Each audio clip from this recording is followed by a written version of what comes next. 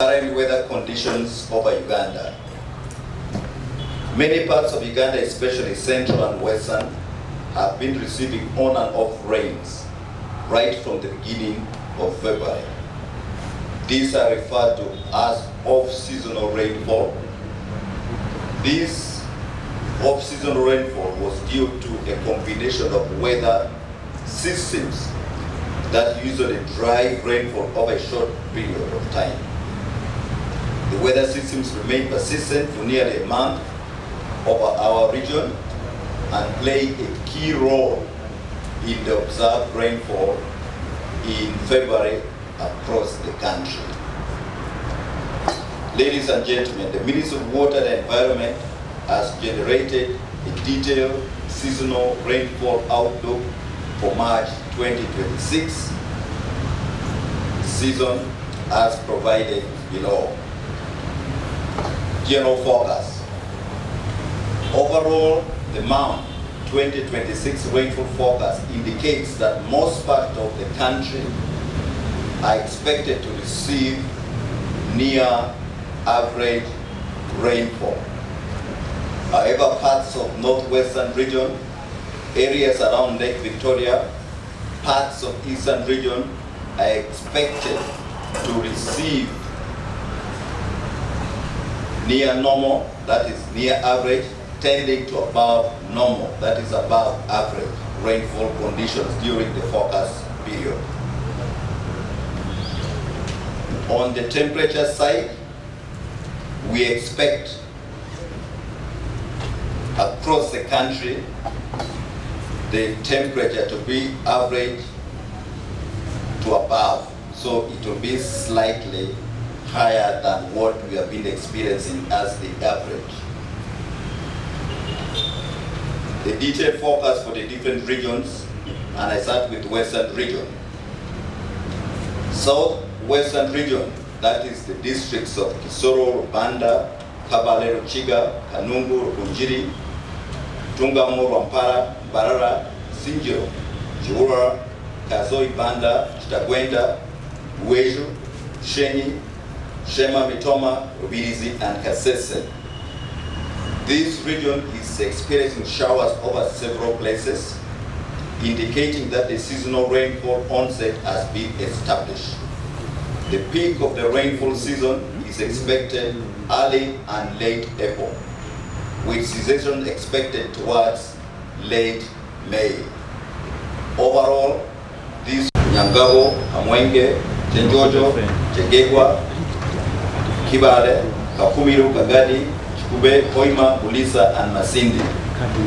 The ongoing intermittent rainfall across the Midwestern region signals the onset of the seasonal rains, which are expected to become fully established early March. The peak of the season is expected between mid and late April, with cessation expected around mid and late May. Overall, this region is expected to experience near normal with a tendency to above normal rainfall during the March 2026 season. Central region. These are the districts of Yantonde, Zembabule, Ubende, Kasanda, Changwanzi, Chiboga, Uwero, Nakaseke, and Nakasongola. The region is currently experiencing intermittent rainfall, indicating that the onset of the seasonal rainfall, which are expected to become fully established by early March. The peak of the seasonal rainfall is predicted to be around mid to late April, with cessation expected around late May. Overall, this region is expected to receive near normal rainfall during the season. Central areas of West Lake Victoria Basin, that is the districts of Kalangala, Kampala, Wakiso, Masaka, Luengo, Piji, Tambala, Kalungu, Chotera, Rakai, Mukomasimbi, Gomba, and Michiana. Most part of this region are currently experiencing showers and thunderstorms. indicating that the seasonal onset has been established. The peak of the seasonal rainfall is expected between mid and late April, with cessation expected around late May.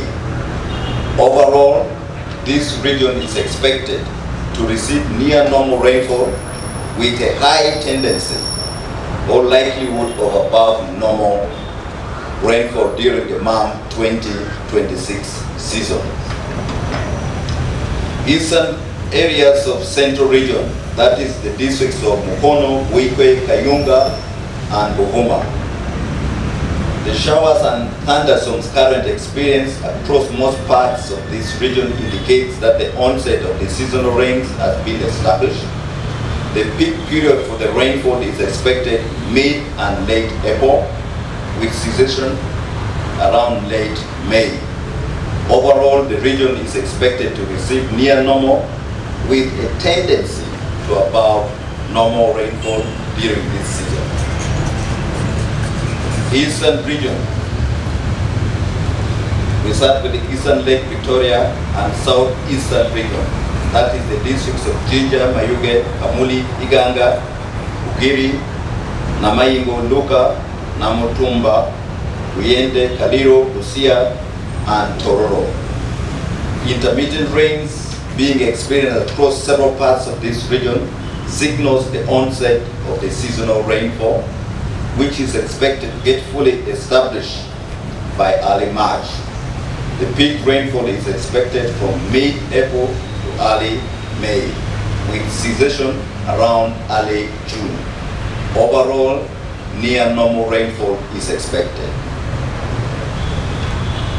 Eastern parts of the Choga region. These are the districts of Palisa, Chibuku, Budaka, Utaleja, Utebo, Kumi, Kalaki, Kaberamaido, Soroti, Serere, Ukedia, and Ngora.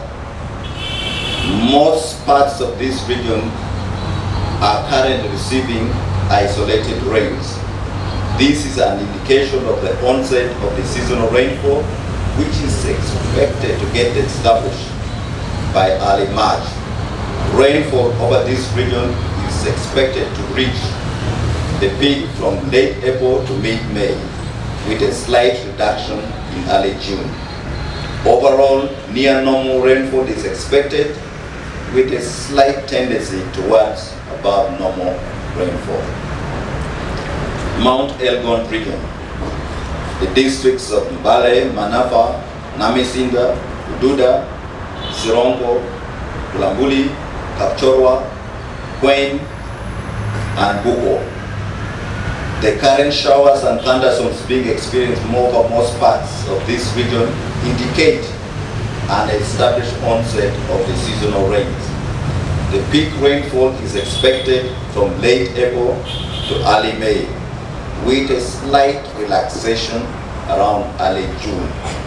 Overall, near normal to above normal rainfall is expected over this region during the season. Northern region,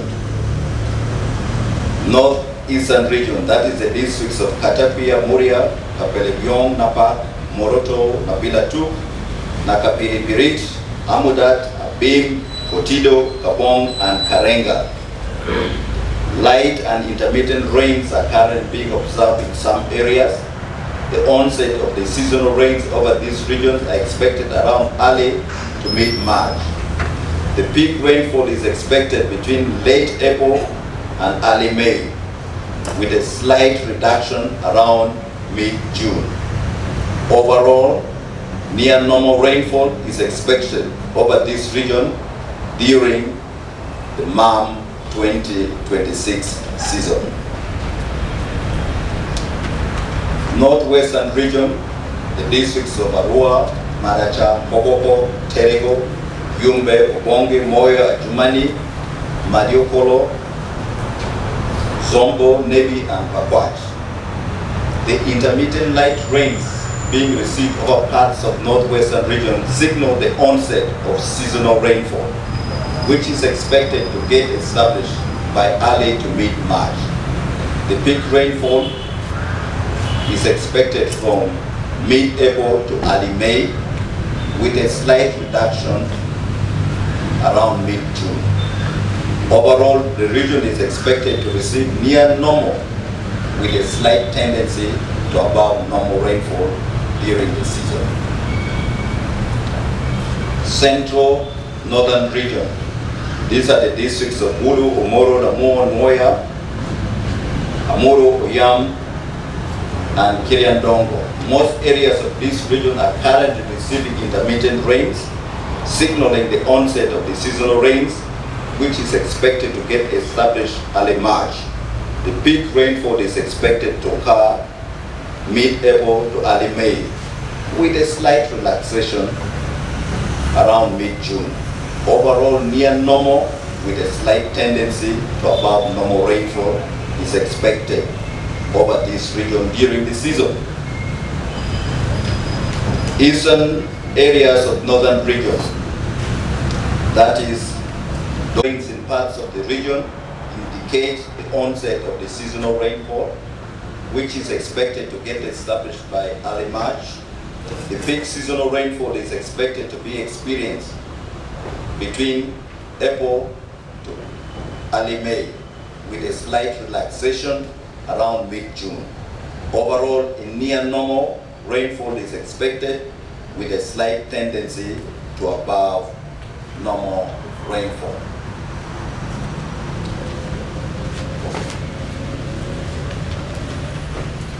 We talk of near normal, or we start with below normal. This season we do not expect below normal. And below normal, that is when rainfall category is less than 75% of the long-term mean or the average that is observed over a period of time. When we say near normal, it means there's a 75% chance of receiving the average rainfall, or it can go to 125. So rainfall may be slightly above average. And when we say above normal, that means you are going to get most likely 125% above the average. The forecast of near normal to above normal rainfall during the MAM 2026 season is likely to have significant implications on the socio-economic activities, including agriculture, food security, health, energy, and water resources, among others. Areas projected to receive near normal rainfall are expected to experience rainfall amount within their long-term climatological average.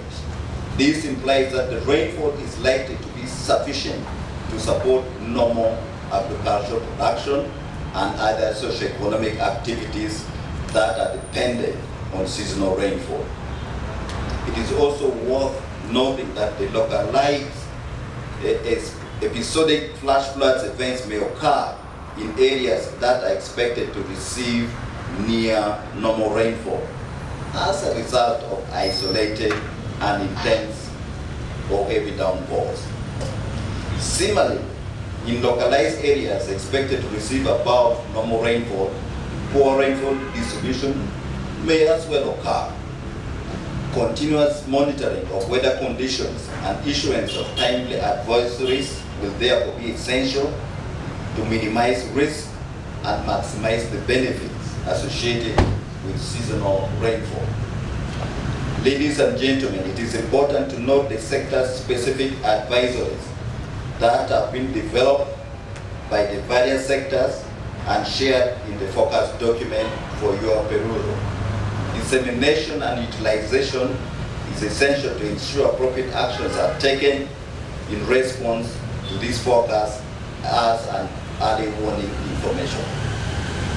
In conclusion, fellow Ugandans, this forecast for this season indicates that near normal to above normal rainfall will be received over most part of the country, with significant implications on agriculture, food security, water resources, health, energy, among others. The onset is likely to be characterized by isolated thunderstorms, strong winds, lightning, hailstorms in various parts of the country.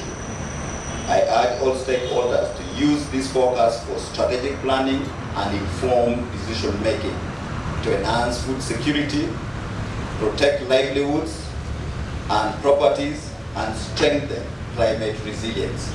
My ministry will continue to provide timely weather updates to guide national and community level planning and decision making for God and my country. Embeera y'obudde bwegenda okubeera mu sizoni eno ey'omwezi ogwokusatu kutuuka ogwokutaano ogw'omwaka guno, era ng'atandise okututegeeza nti eggwanga lyaffe liba ne sizoni bbiri ez'enkuba, nga mu zino mwe muli sizoni eno ennyini gye tulimu etandika omwezi ogwokusatu kutuuka ogwokutaano, ate nga tulina n'eyokubiri etandika omwezi ogw'omwenda okutuuka omwezi ogw'ekumi-n'ebiri.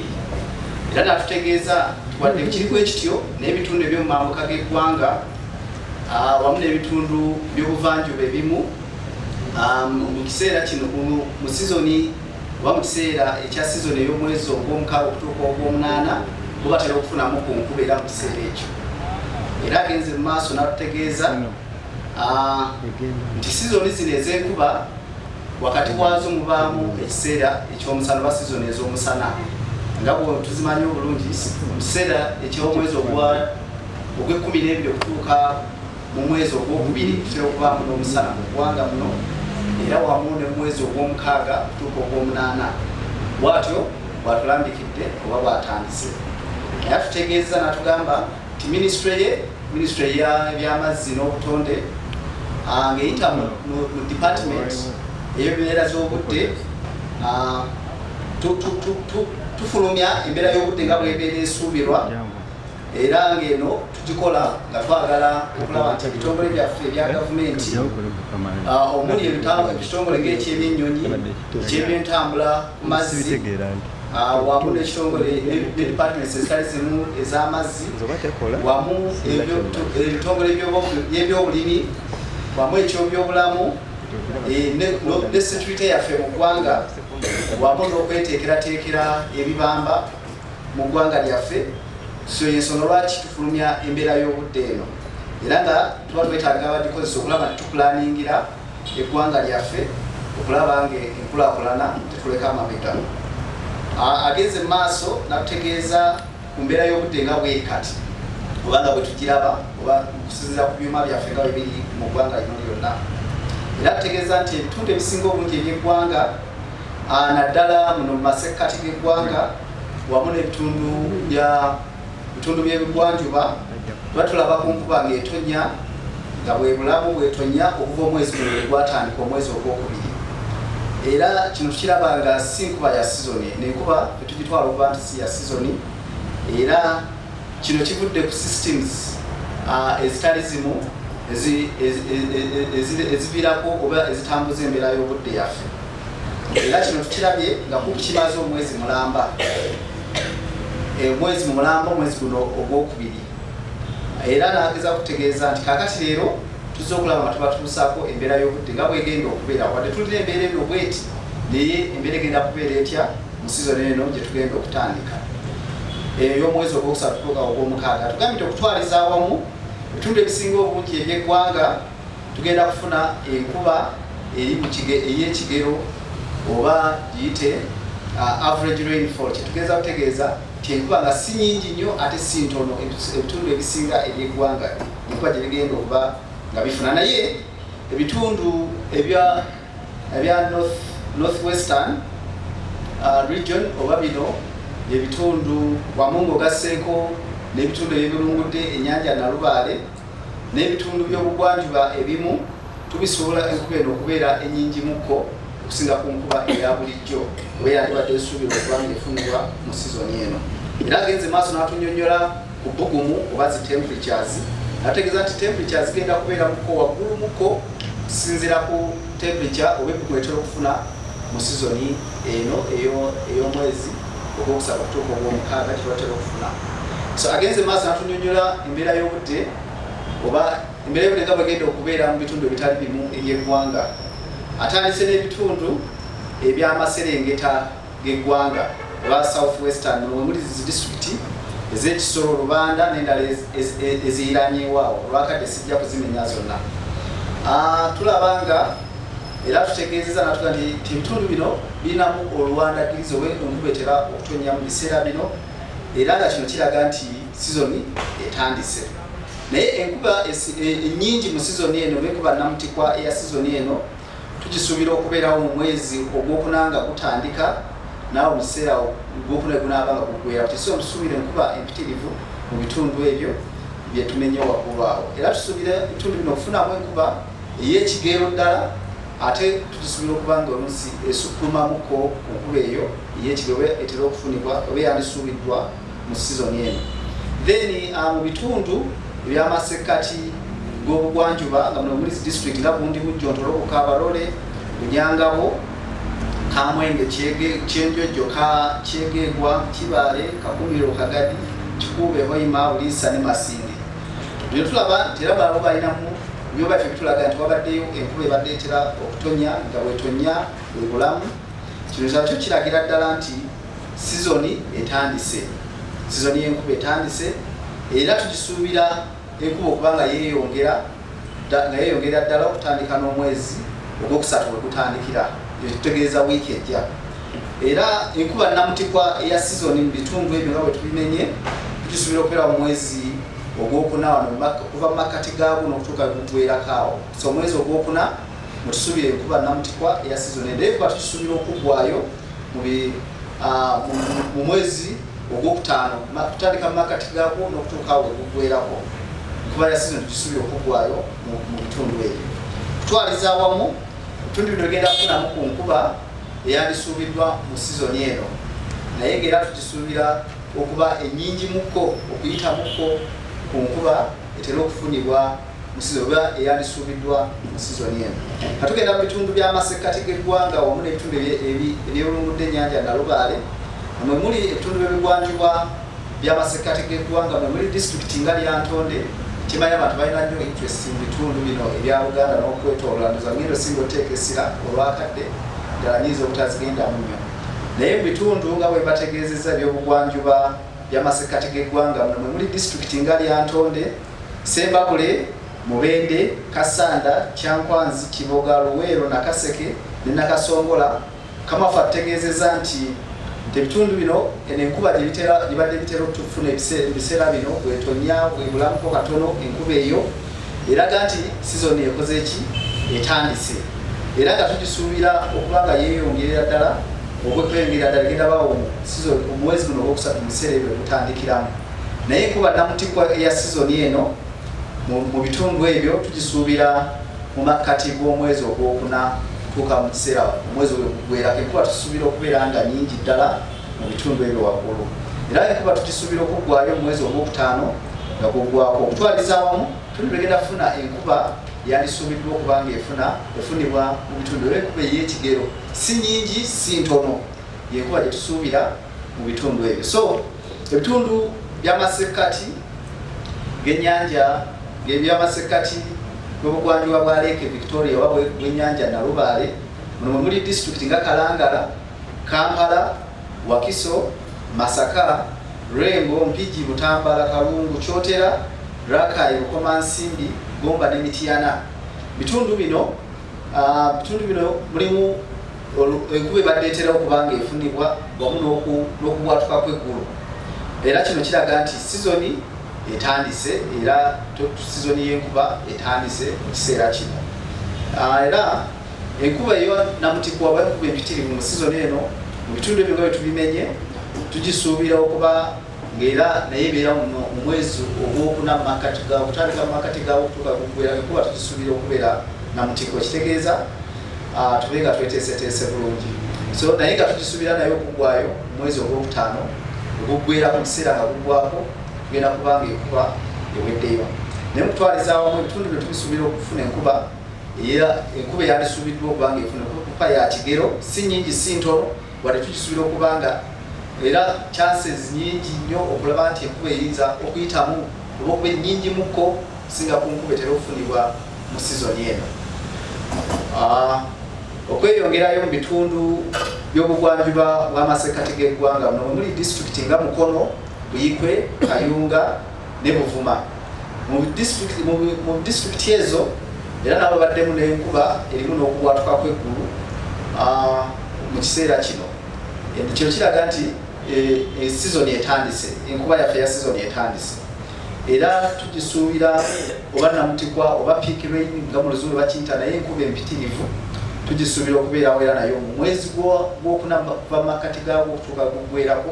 Enkuba empitirivu mu sizoni eyo tugisuubira, era tugisuubira okuggwayo mu mwezi ogwokutaano nabwo aguggwako. So mulaba ekiseera ebyo enkuba yaffe ebitundu ebisinga obungi bino ebyamasekkati empitirivu tugenda kubeerawo mu mwezi ogwokuna kutandika mu makkati gaagwo okutuuka guggweerako, ate era eggweeyo mu mwezi ogwokutaano nga guggwako. Ebitundu ebirala nga Eastern region oba ebitundu by'obuvanjuba nga muno mwe muli zi disitulikiti ezitali zimu nizo obutabigenda mu nnyo ndowooza olwakadde tubyetaaga wabambuulira wangi tubireke awo.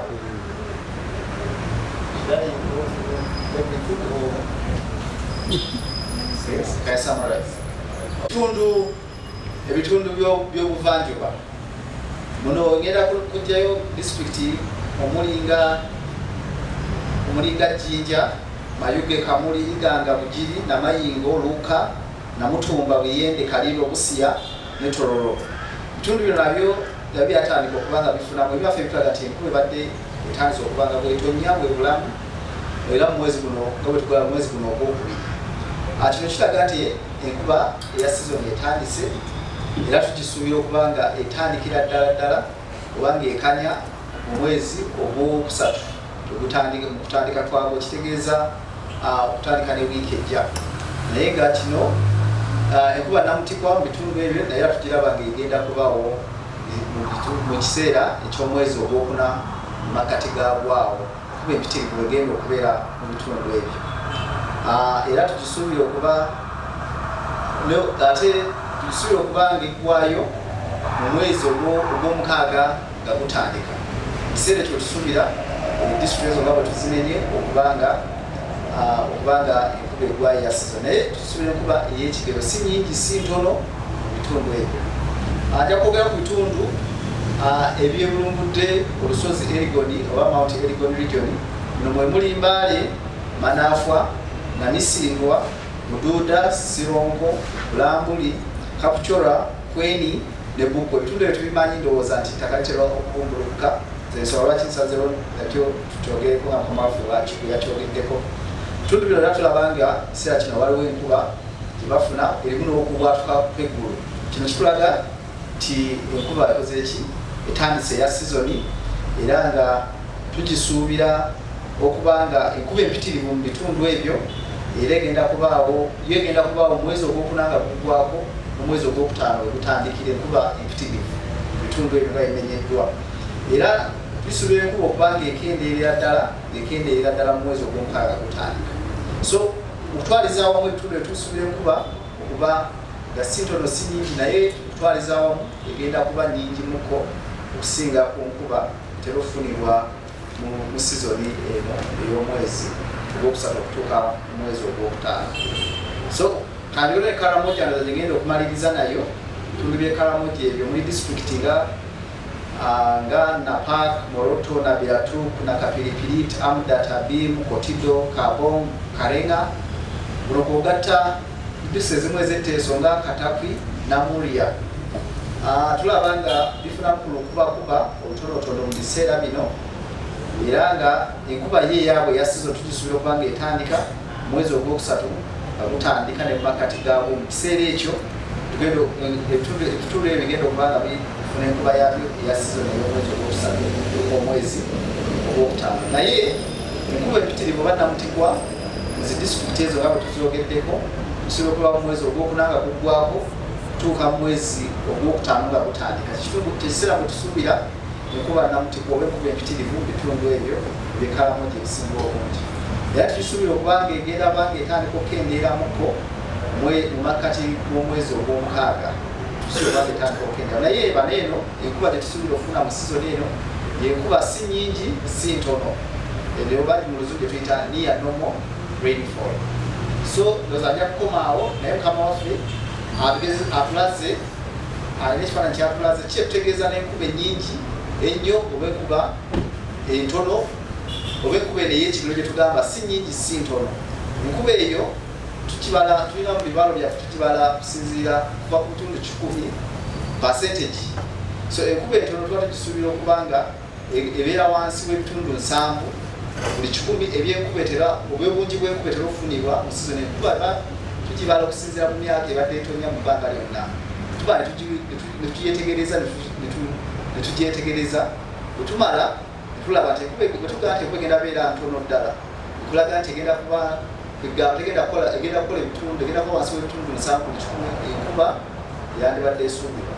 Ate niya nomo enkuba ennyingi si ntono ebeera wakati w'ebitundu 7.5 wakati w'ebitundu 25 buli 10. Yenkuba ennyingi si nnyingi wakati w'ebeera. Ate enkuba empitirivu ebeera ku bitundu 25 buli 10 ey'enkuba etera okufunibwa mu bitundu ebyo bibadde ejjanga efunibwa mu bitundu ebituba tugifunye netugibala bwe tutyo. So bwe tutyo bwatunyonnyodde paati eyo. Kakati agenze mu maaso n'atutegeeza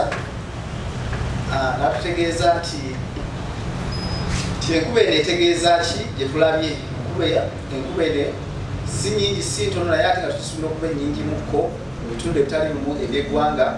Tegenda kukosa oba kuganyulwa ebitongole ebitali bimu eby'eggwanga lino. Wano muli ekitongole eky'ebyobulimu oba sekita y'ebyobulimu, wamu ekitongole sekita y'ebyobulamu, energy amasannyalaze wamu n'ebirala twaliza awamu, water resources eby'amazzi byonna esuubira okuba egenda kuba nga egenda ba n'okubaako engeri gyeganyulwamu oba gyekosaamu sekita ezo nga tuzogeddeko. Era tutegeeza natugamba nti wadde tugambye tetule tusuubira okufuna enkuba nyingi ntono si ntono eyo niya nomo. Ategeeza natugamba nti enkuba eno emalira ddala okuba nti esapootinga ebyobulimi byaffe esobola okuba nga ebisapootinga bulungi, wamu n'emirimu emirala bisobola okuba nga gigenda mu maaso naye enkuba si nnyingi si ntono gye muwulidde niya nomo rainfall. Era agenze maaso natutegeeza kyerwadde tugambye nti enkuba egenda kuba nyingi si nyingi. Waliwo ebiseera ebimu ebigenda okubaawo nga bigenda okubaamu ku nkuba ennyingi mukko etuwemuko n'amataba mu bitundu ebitali bimu eby'eggwanga. So tulina okuba nga abantu baffe beteekerateeka n'ebitongole byaffe nga tulinenye waggulwawo. So ekyo kiva nga bwe twabategeeza nti waliwo ebiseera by'enkuba ennyingi ebitundu ebiseera ebyo bitera okubaamu n'ebiseera eby'enkuba entono wabaawo oluusi kuba lwejja nayo nga nyingi. So twetaaga okuba nga ebitongole byaffe byeteekerateeka nga biteekerateekera abantu baffe. Agenze maaso natutegeeza nti naye tusuubira okufuna enkuba ennyingi ennyo singa ku nkuba etera okufunibwa mu sizoni eno. Naye waliwo ekiseera tusuubira okubaamu oluusi akasana oba dry spell. So kyoba olaba ategeeza nti ekitongole kyaffe kigenda kuba nga kirondoola embeera y'obudde nga bwegenda okuba nga etambula, era updates ezo bwe tunaaba tuzifulumiza tujja kuba nga tuzibatuusaako bunaamiro.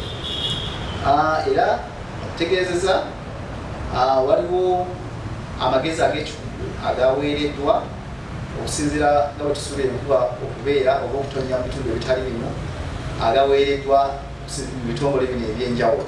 Biri mu kiwandiiko kyaffe kigenda kuba nga kibaweebwa era mugenda kuba nga mubifuna. Naye mu kumaliriza atutegeezezza nti enkuba eno nyingi si nyingi ate ewamu ebeera ennyingi mukko.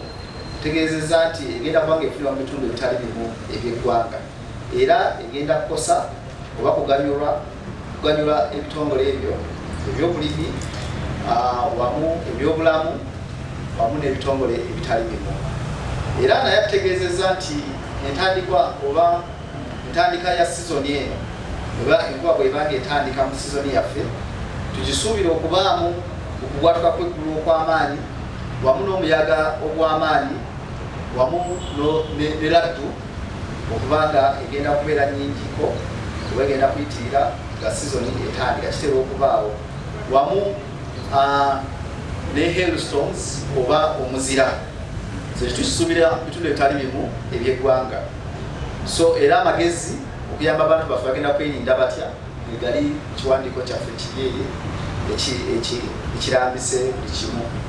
Era tutegeeza natugamba tukozese enambika y'embeera y'obudde nga bwegenda okubeera okulaba nti tupulaningira era tubeeko okusalawo mu bitongole byaffe oba mu mirimu gyaffe gye tukola buli omu gy'asangibwa okulaba nti tuba n'emmere emala mu bitundu byaffe ebitali bimu oba mu ggwanga lyaffe, wamu n'okulaba nti tukuuma obulamu bwaffe wamu n'ebintu byaffe, wamu n'okulaba nti tweteekerateekera okugumira embeera enkyukakyuka z'embeera z'obudde ze tulaba. So era nagezaako natugamba tugenda mu maaso n'okuba nga tubawa updates zaffe. Bwe wabaawo kyonna kye tulabye tugenda nga tubawa updates ezo okubenga kuzirindiira okulaba nti ziyamba eggwanga lyaffe wamu n'abantu baffe mu bitundu ebitali bimu.